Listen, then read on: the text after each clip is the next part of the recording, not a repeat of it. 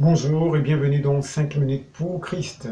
Aujourd'hui, nous avons 5 minutes pour parler de l'idolâtrie. A tout de suite.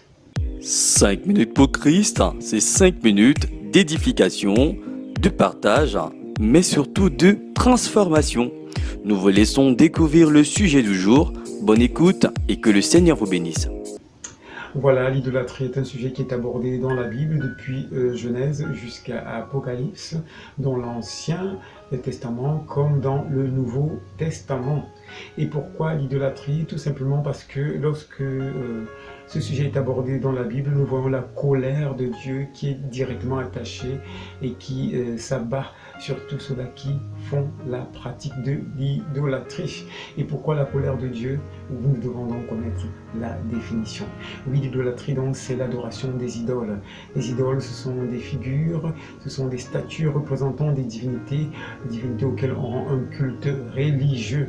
Et dans le sens figuré du terme, c'est également un amour excessif pour une personne ou pour une chose, au point où cette personne, cette chose, prennent la place de Dieu dans le cœur de l'homme. Nous comprenons donc pourquoi le Seigneur déteste l'idolâtrie et sanctionne violemment ceux-là qui font de telles pratiques. Voilà, nous allons donc pour cela faire plusieurs vidéos afin que nous puissions mieux comprendre et cerner ce que c'est que l'idolâtrie, parce que l'idolâtrie a plusieurs définitions et prend également plusieurs formes.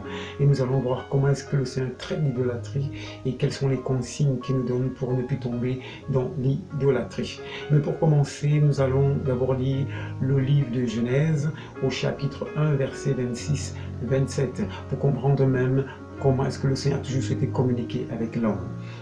Genèse 1, 26-27 dit ceci: Puis Dieu dit, faisons l'homme à notre image, selon notre ressemblance, et qu'il domine sur les poissons de la mer, sur les oiseaux du ciel, sur le bétail, et sur toute la terre, et sur tous les reptiles qui rampent sur la terre. Dieu créa l'homme à son image, il le créa à l'image de Dieu, et créa l'homme et la femme. Genèse 2, verset 7 dit ceci: L'Éternel Dieu forma l'homme de la poussière de la terre, il souffla dans ses narines un souffle de vie, et l'homme devint un être vivant. Amen. Nous voyons donc que dès les bases, le Seigneur nous a créés à son image et à sa ressemblance, parce qu'il voulait que la communication avec lui soit excellente et parfaite. Et il n'a pas mis d'intermédiaire. Et voilà, à quel moment est-ce que l'idolâtrie a commencé à être manifestée? Justement lorsque Ève est allée vers le serpent qui l'avait séduite.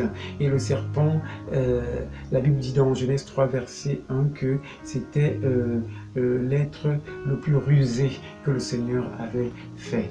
Et lorsque Ève est partie auprès du serpent lui a parlé. Et elle écoutait la voix du serpent, de respecter les prescriptions que le Seigneur avait données, d'écouter sa voix à lui concernant le fruit qui était dans le jardin qu'il ne fallait pas consommer. Elle a consommé et également son mari Adam a consommé en écoutant sa voix. Du coup, tous deux ont été séduits par le serpent. Conséquence, le Seigneur les a frappés, puisque lui, par la suite, Ève même le dit dans le verset 17 de Genèse 3 que c'est le serpent qui m'a séduite et j'en ai mangé. Et du coup, nous comprenons que la communication avec le Seigneur, la communion même a été rompue à cause de ce que ceux-ci sont partis se livrer à un faux Dieu, au serpent, ils sont partis pratiquer l'idolâtrie. Et nous voyons dans les autres chapitres de Genèse que cette idolâtrie va prendre plusieurs formes, mais nous le verrons dans les autres chapitres. Mais quelle est la leçon que nous devons tirer ici?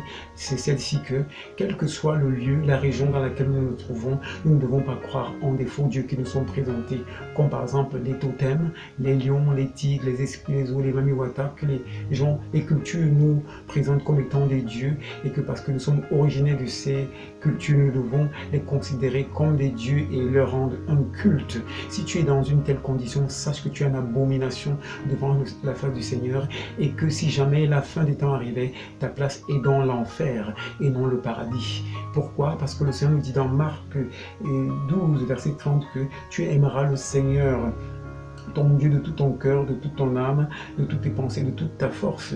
Et bien plus encore, Dieu nous dit également dans 1 Timothée 2, verset 5 que car il y a un seul Dieu et aussi un seul médiateur entre Dieu et les hommes, Jésus-Christ.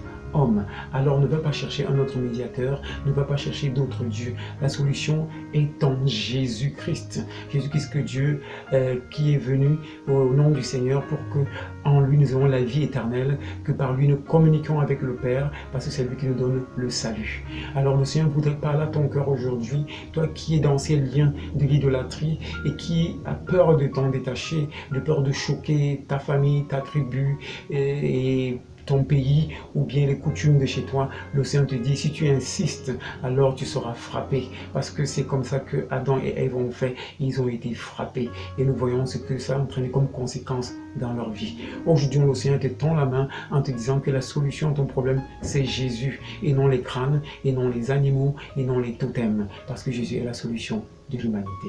Je vais donc t'inviter à prier pour te repentir sincèrement et revenir à Jésus.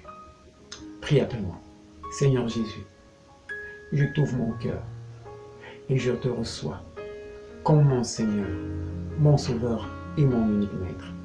Je crois que tu as la solution de l'humanité et je me répands pour toutes les alliances que j'ai faites avec le monde des ténèbres en pratiquant l'idolâtrie. Je me tourne vers toi et je crois que Seigneur, avec toi, j'ai la vie éternelle. Si tu as prié avec foi, sache que le Seigneur est avec toi. Et désormais, demande à Dieu de t'orienter vers des communautés où on craint le Seigneur, afin que tu plonges ton regard dans la parole de Dieu et que tu sois affranchi. Sois béni et je t'invite à écouter la prochaine vidéo. Amen. Tu as une question ou alors une préoccupation, tu peux nous contacter directement en composant l'un de ces numéros.